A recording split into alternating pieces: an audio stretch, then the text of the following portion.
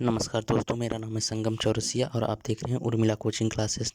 तो चलिए शुरू करते हैं। आज इस लेक्चर में हमारा 106 नंबर का क्वेश्चन है। 4 प्राकृत संख्याएं इस प्रकार हैं कि उन्हें 3-3 करके जोड़ी जाती हैं।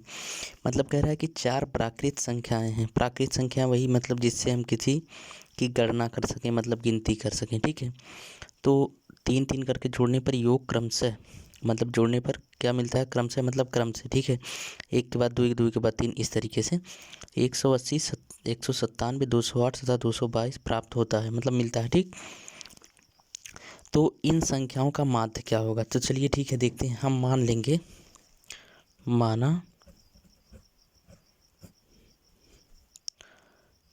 4 संख्याएं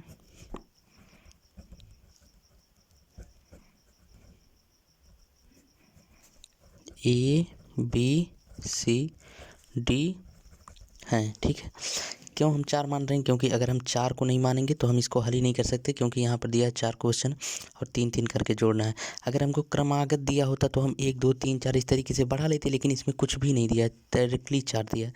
तो हमको 4 ऐसी संख्याएं जो एक दूसरे से बिल्कुल भिन्न हो। ठीक है, तो 3-3 करके जोड़ने को कहा। तो अगर हम 3 को जोड़ेंगे तो पहली बार हमको ये मिलेगा, मतलब A + B + C बराबर हमको कितना मिलेगा?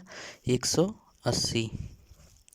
ठीक है, दूसरा कंडीशन का फिर एक को हमको छोड़ना, फिर से 3 को लेना है, मतलब B + C + D को अगर हम लेते हैं, जोड़ते हैं तो 197। ठीक है, आगे देखते हैं। अब B को भी हम छोड़ देंगे, C D लेंगे, C + D प्लस अब क्या करेंगे, A को ले लेंगे साथ में। ठीक है, तो बराबर हमारा कितना मिलना चाहिए? 208। ठीक, आगे देखते हैं। फिर अब हम C को भी छोड़ देंगे, D + A + B को लेंगे तो कितना मिलना चाहिए? 222। ठीक है, ये चारों समीकरण हमारे बन गए। ठीक है, अब हम क्या करते हैं, अगर चारों समीकरण को हम जोड़ दें, चारों को जोड़ दें तो वहाँ 1A और यहाँ 1A, मतलब देखिए कुछ इस तरीके से बनेगा। मतलब यहाँ 1A, यहाँ पर 1A और यहाँ पर, सॉरी इसमें नहीं है। तो अगर हम सबको जोड़ेंगे 1A और 1A, कितना हो जाएगा? 3A प्लस 1B और 1B, मतलब 3B। ठीक है, ऐसे सब 3-3 हो जाएंगे, तो 3C और प्लस 3D बराबर, सब संख्याओं को हमको जोड़ना पड़ेगा। ठीक है, तो देखते हैं। 8 2 10 और 7 17 के 7 हासिल कितना हुआ? 1। ठीक है, अब 2 और 9 2 11 और 11 8 19 और 1 हासिल बचा था 20 के 0 हासिल 2 2 2 4 1 5 1 6 और 2 हासिल 8। ठीक है, इतने में अब देखिए, इसमें से हम 3 सब में कॉमन कर सकते हैं, तो 3 को हम कॉमन करेंगे, बचेगा क्या? A + B + C + D बराबर कितना है? 807। अब 3 इधर कॉमन है, इस मतलब गुणा है सब में, अगर इधर लाएंगे तो भाग हो जाएगा। तो मतलब थोड़ा सा हम ऊपर करते हैं, देखते हैं। निकालेंगे तो क्या मिल जाएगा? A + B + C + D बराबर क्या मिलेगा? 807/3। ये वाला इधर गुणा था तो इधर आया भाग। ठीक है, तो काट देंगे, 3 दूना 6, 2 बचा 18, 3 मतलब 20 हुआ, 3 छक 18, फिर 2 बचा 27, 3 नवा 27। ठीक है, अब क्या? A + B + C + D बराबर इतना मिल गया। ठीक है, देखते हैं। A + B + C + D का मान इतना निकल गया। अब माध्य हमको ज्ञात करना है, तो कुल कितनी संख्या है? जितनी संख्या होती हैं सबको हम जोड़ लेते हैं और बटे जितनी संख्या होती हैं सबका हम भाग कर देते हैं। ठीक है, तो गिनकर 1 2 3 4 4 ये संख्याएं हैं। तो माध्य का फार्मूला क्या निकल जाएगा? मतलब फार्मूले के हिसाब से ऐसे निकलेगा कि A + B + C + D और बटे क्या हो जाएगा? इन चारों को जोड़ लेंगे, 1 2 3 4। ठीक, तो यहाँ पर इसका मान हमको पता है 269/4। अब ये कटेगा तो है ये नहीं, 4 से इसमें भाग देते हैं, 4 छक 24, कितना बचा? 2 बचा, हो जाएगा 29, 4 सते 28, फिर कितना बचा? 1 बचा, तो 1 जो बचा वो शेष यानी ऊपर चला जाएगा, बटे 4। यही हो जाएगा हमारा आंसर। आते हैं क्वेश्चन नंबर 107 पर। तो चलिए देखते हैं क्वेश्चन क्या कह रहा है। कह रहा है 3 अंकों वाली एक संख्या को 3 अंकों वाली दूसरी संख्या 984 में जोड़ने पर, मतलब कोई 3 अंकों की संख्या, उसमें 984 को जोड़ा जा रहा है। ठीक है, इसमें हमने एक चीज़ लिखा नहीं, गलती हो गया। 3 अंकों वाली एक संख्या यहाँ पर दिया है 4A3, ये 4 है, उसके बाद A है 3, ठीक है।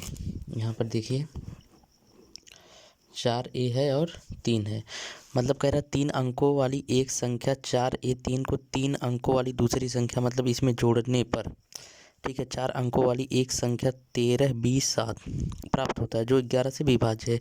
अब आगे हमको 3A + 4B का मान चाहिए, तो चलिए ठीक है, इसको भी रहने देते हैं। यहाँ पर देखते हैं ये संख्या किससे 11 से विभाज्य है, तो हम इसको 11 से विभाज्य करते हैं। कितना 13B7/11। देखिए 11 से अगर हम इसको काट रहे हैं तो 11 कम 11, 2 बचा। यहाँ पर 2 आया, देखिए 2। अब B की जगह पे कितना रख दें, लास्ट में 7 है, तो मतलब 11 7 77, तभी कटेगा जब यहाँ पर 7 बचेगा, है ना। तो हम 2 तो ऑलरेडी है, तो 11 दूनी 22। अगर हम 2 भी बार लेकर जा रहे हैं तो 22 होगा, ठीक है। अगर एक भी बार लेकर जाएंगे तो कितना बचेगा, अगर एक बार लेकर जाएंगे, अगर यहाँ पर 0 रखते हैं तो 11 कम 11 9 बच जाएगा, और ये 97 हो जाएगा, गलत हो जाएगा। तो 11 दूनी 22 हम 2 बार लेकर जाएंगे, और यहाँ पर कितना 7 बचना चाहिए, तो 22 और 7 29 होता है। मतलब अगर यहाँ पर हम 9 रखते हैं, ठीक, और 7 रखें, तो देखिए 11 दूनी 22, 7 बचा 11 7 77। तो यहाँ से हमको क्या मिल रहा है, B का मान कितना है, B बराबर 9 है, ठीक। B का मान क्या निकला 9। अब कहना क्या है कि अब B का मान हम इसमें रख देंगे तो संख्या हमारा क्या बनेगा, तो चलिए देखते हैं। अगर B का मान हम रखते हैं, B बराबर 9 रखने पर, ठीक, तो संख्या हमारा क्या था 13, फिर B था, B की जगह पे 9, फिर 7। इसमें क्या हो रहा था कि इसमें 984 जोड़ा गया था, तो हम 984 को घटा लेंगे तो बराबर हमारा संख्या क्या होना चाहिए 4A3, ये A है, तो अभी हमको A का मान निकल जाएगा, ठीक है। तो यहाँ पर देखते हैं 7 में से 4 गया 3, 9 में से 8 गया 1, और 13 में से 9 गया 4, तो 413 बराबर 4A3। तो A का मान क्या निकला, यहाँ पर 1 निकल गया। तो अब हमसे क्या पूछा था, 3A + 4B का मान पूछा था, तो हम क्या कर देंगे, 3 है 3 रखेंगे गुणे A का मान कितना निकला है 1, तो A बराबर 1 रखेंगे, प्लस है बीच में, यहाँ पर प्लस लगाएंगे, यहाँ पर फिर 4 है 4 लिखेंगे गुणे B का मान कितना है, B का मान 9 निकला था, ठीक। अब इसी को हम हल कर देंगे, 3 एकम 3 + 9 चौक 36, तो 36 में 3 जोड़ेंगे तो कितना मिलेगा 39, ठीक है। देखिए 3 एकम 3 + 9 चौक 36, तो 36 3 39, यही हो जाएगा हमारा आंसर, ठीक है। आते हैं अगले क्वेश्चन पर। तो चलिए देखते हैं, कह रहा है दो संख्याओं की पहली संख्या को 2 बार तथा दूसरी संख्या को 3 बार जोड़ा जाए, ठीक है ना। जोड़ा जाए तो योग क्या होता है 100 प्राप्त होता है, ठीक है। इसी प्रकार पहली संख्या को 3 बार तथा दूसरी को 2 बार जोड़ने पर 120 प्राप्त होता है, ठीक है। तो कह रहा है कि संख्या ज्ञात कीजिए, कौन सी संख्या, बड़ी संख्या, ठीक है। तो हम मान लेंगे, माना पहली संख्या x, ठीक है, और दूसरी y, ठीक। अब कह रहा है पहली संख्या को 2 बार, तो पहली संख्या को 2 बार जोड़ने पर, ठीक है, जोड़ा जाएगा, मतलब योग, यहाँ पर जोड़ने को बोला है ना, तो हम क्या करेंगे, जोड़ेंगे, यानी x + x, ठीक, 2 बार लिख लीजिए। और फिर प्लस कहा है दूसरी संख्या को 3 बार, कहाँ गया, दूसरी संख्या को 3 बार, तो दूसरी संख्या क्या है y, यानी y + y + y, 3 बार जोड़ने पर कितना योग कितना प्राप्त हुआ 100, यानी बराबर 100। अब देखेंगे 1x जैसे 1 रुपया जुड़ के 2 रुपया होता है, वैसे 1x और 1x जुड़ेगा कै रुपया, मतलब कै x 2x, और सेम उसी तरह से 1y 3y बराबर 100, ये आ गया समीकरण नंबर 1, ठीक है। आगे हम आते हैं, सेम सवाल में दूसरा कंडीशन कह रहा है इसी प्रकार पहली संख्या को 3 बार तथा दूसरी संख्या को 2 बार जोड़ने पर, तो पहली संख्या को 3 बार, यहाँ पर क्या बोला है, पहली संख्या को 3 बार, तो पहली संख्या क्या है, यक्स है, मतलब x plus x plus x, ठीक, प्लस दूसरी संख्या को, कहाँ गया, दूसरी संख्या को 2 बार जोड़ने पर, ठीक, तो दूसरी संख्या को 2 बार यानी y प्लस वाई बराबर हमको कितना 120 प्राप्त होता है, तो बराबर 120। अब एक एक्स जोड़ेगा कितना एक्स हो गया है, 3x, ठीक है, 3x और प्लस 1y माने 2y बराबर 120, समीकरण नंबर 2, ठीक है। अब देखते हैं यहाँ पर 3x है, यहाँ पर 2y है, यहाँ पर मतलब 3y है, यहाँ पर 2 है, तो हम क्या करते हैं, दोनों समीकरण को एक का पद बराबर करना पड़ेगा, ठीक है, क्योंकि ये हम लोग पढ़ ही चुके हैं, दो चर राशि वाले रैखिक समीकरण कक्षा 10 में चैप्टर है, ठीक है, 9th में भी होगा।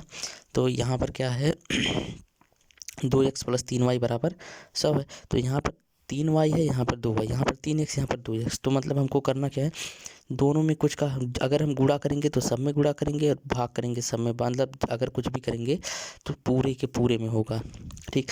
तो पहले में हम क्या करते हैं, यहाँ पर देखिए लिखते हैं समीकरण 1 में 2 से, ठीक है, 2 से गुणा करने पर, तो 2 से गुणा करेंगे तो 2 समीकरण ये है, 2 दूना 4, मतलब ऐसे लिखेंगे 2 कोष्टक में क्या हो जाएगा 2x प्लस 3y बराबर 100, ठीक। तो दोनों में होगा, यहाँ पर हम क्या करते कोष्टक लगाकर, इस तरीके से कोष्टक लगाते, फिर 3 का इधर करते, तो ठीक है कोई बात नहीं, हम यहाँ पर 3 का गुणा कर देते हैं, यहाँ पर कोष्टक लगा दिए, ठीक है, बात खत्म हो गई, ठीक। तो यहाँ पर 2 दूना 4x प्लस 3 दूना 6y बराबर 100, तियाँ गलत हो गया, 2 से गुणा करना था, तो यहाँ पर 200, मतलब 100 दूना 200, ठीक है। तो ये क्या बना समीकरण नंबर 3, ठीक है। अब इसको भी हल करेंगे, देखिए 2 से गुणा 2 कहाँ गया, हाँ 2 दूना 4, 2 तियाँ 6 और 100 दूना 200, मतलब तीनों में हम गुणा करेंगे, एक में नहीं करेंगे, ठीक है। अगला आते हैं समीकरण 2 से, यहाँ पर लिखेंगे समीकरण 2 में 3 से गुणा कर देंगे, ठीक है। क्यों 3 से गुणा कर रहे हैं, देखिए समीकरण 1 में क्या था हमारा 2y था, हम 3 से गुणा, इसमें मतलब 2 से गुणा किए, तो यहाँ पर कहाँ गया समीकरण 2 ऊपर है, देखिए यहाँ पर 3y, 3 दूना 6 हमको मिला है, यहाँ पर 6y हो गया। अब हम जब इसमें 2 से मतलब 3 से गुणा करेंगे, 3 दूना 6 यहाँ पर भी हो जाएगा, मतलब y वाला पद बराबर हो जाएगा, तो हमको वही करना है, ठीक है। तो 3 से गुणा करेंगे, तो देखिए समीकरण यही है हमारा, 1 मिनट, तो चलिए देखते हैं, यहाँ पर समीकरण 2 में 3 से गुणा करने पर, ठीक है। तो समीकरण 2 कहाँ, यहाँ पर है, 3 से इसमें गुणा करेंगे तो इसे होगा 3, कोष्टक में समीकरण क्या है 3x प्लस 2y बराबर 120 है, इसमें भी क्या करेंगे 3 से गुणा कर देंगे, ठीक है। अब देखिए 3 त्रिका 9x प्लस 3 दूना 6y बराबर 12 तियाँ 36 माने 360, ठीक है। तो अब देखते हैं ये बना समीकरण नंबर 4, ठीक। तो अब हम एक चीज़ देखते हैं, यहाँ पर भी 6y, यहाँ पर भी 6y, दोनों समीकरण में 6y है, तो अब हम क्या करेंगे, समीकरण 4 में से समीकरण 3 को घटा देंगे, या समीकरण 3 में से समीकरण 4 को घटाइए, बाद में माइनस में आएगा तो माइनस माइनस कट जाएगा, कोई दिक्कत नहीं है, ठीक है। तो हम क्या करते हैं, घटाते हैं चौथे में से, मतलब हम क्या करते हैं समीकरण 4 माइनस समीकरण 3, ठीक। तो हम घटाएंगे, समीकरण 4 क्या है 9x प्लस 6y बराबर 360, और समीकरण क्या था हमारा तीसरा वाला 4x प्लस 6y बराबर 200। तो चलिए देखिए हम घटा क्यों रहे हैं, ठीक है। अगर यहाँ पर दोनों जो हमारा सेम है, अगर इसका जो साइन है मतलब निशान है आगे वाला, अगर दोनों एक ही जैसा है तो हम घटाएंगे, चाहे प्लस होता चाहे माइनस, अगर दोनों सेम होता तो हम घटाएंगे, अगर दोनों अलग अलग रहेगा तो हम जोड़ लेंगे, ठीक है। तो यहाँ पर दोनों सेम है तो हम घटाएंगे, सबका चिन्ह क्या होगा बदल जाएगा, 9x में से 4x जाएगा, कितना बचेगा 5x, और 6y में से 6y गया कट गया, ठीक, खाली बराबर बचेगा, 360 में से 200 जाएगा मतलब 160, ठीक। तो यक्स बराबर क्या निकल जाएगा 160 बटे यहाँ पर 5 का गुणा हुआ, इधर आएगा भाग हो जाएगा, 5 तियाँ 15, एक बचा 5 दूना 10। तो यक्स का मान क्या निकला 32। ठीक है। अब समीकरण किसी में भी रखकर हम वाई का मान निकाल सकते हैं। तो बड़ी संख्या पूछा, जब तक हम वाई का मान निकालेंगे नहीं पता नहीं चलेगा कौन सा बड़ी संख्या है। तो हमारा सबसे पहला इसी समीकरण में हम रख देते हैं, कोई भी समीकरण हो। जैसे एक समीकरण हमारा था 2x + 3y बराबर 100। ठीक है। तो इसमें हम रख देते हैं किसका यक्स का मान, तो हो जाएगा 2 गुणे यक्स बराबर कितना है 32 है, प्लस 3y बराबर 100। तो 32 दूना 64, इधर प्लस में उधर जाएगा माइनस में, यानी 64 ऐसे लिख दे रहे हैं एक लाइन और, प्लस 3y बराबर 100। ठीक है। तो और इसको लेकर जाएंगे, ये इधर प्लस में उधर जाएगा माइनस में होगा, मतलब 3y बराबर बचेगा 100 और वो उधर से आया -64। ठीक। इसके आगे देखते हैं 3y बराबर क्या बचेगा, 100 में से 64 जाएगा तो बचेगा कितना 24 बचेगा, ओ 26 बचेगा। देखिए 10 में से 4 गया 6 बचा। ठीक है। यहाँ पर बचा 9, 9 में से 6 गया 3, 36 बचेगा, सॉरी गलती, हाँ 36 बचेगा। ठीक। तो आगे आते हैं y बराबर निकालते हैं, तो 36 बटे 3, क्योंकि है 3 इधर क्या है गुणा है, इधर आएगा भाग हो जाएगा, 12 तियाँ 36। तो मान किसका अधिक है, y बराबर कितना आया 12 आया, y का मान कितना आया 12 आया, और x का मान कितना आया था 32।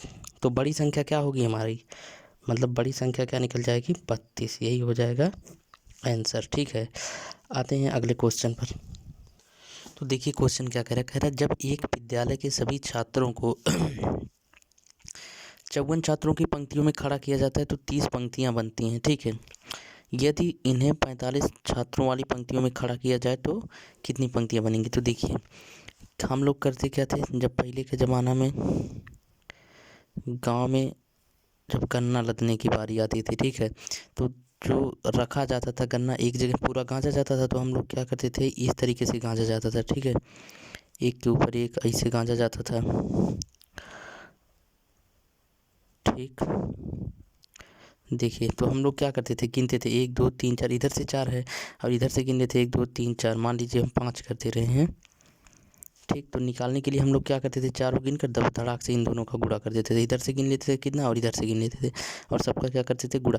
मतलब एक पंक्ति में अगर 4 बोझा गन्ना है, ठीक है 4 बोझ, ठीक, तो 5 पंक्तियों में कितना आएगा, तो हम क्या करते थे सबका गुणा कर लेते थे, तो 5 चौक 20 हमको पता चल जाता। वैसे अगर एक पंक्ति में 54 छात्र खड़े होंगे तो पहले हम कुल छात्रों की संख्या, तो 30 पंक्तियों में कितना, तो कुल छात्र कितना निकलेंगे, कुल छात्र अगर हम निकालेंगे तो क्या हो जाएगा, देखिए अगर एक पंक्ति में 54 तो 30 पंक्तियों में हम धड़ाक से गुणा कर देंगे। ठीक। इतना हो गए छात्र। और फिर कहा है अगर 45 पंक्तियां बनाएं, तो मतलब अगर इसको हम 45 पंक्तियों में बांटें तो हम 45 से सीधा भाग कर देते हैं।